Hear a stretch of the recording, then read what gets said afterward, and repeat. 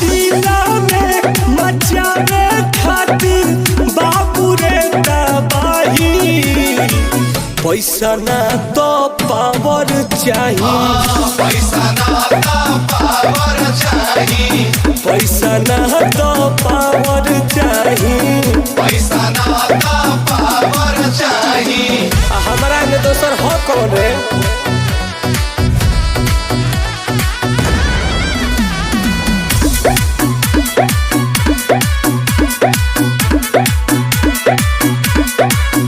सब रुपये के तो खेल बाटे, रुपये से जेल बेल बाटे।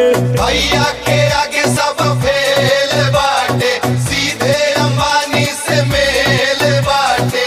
एकदम सही कहता हूँ भाई, हमारा से कौन बरिया।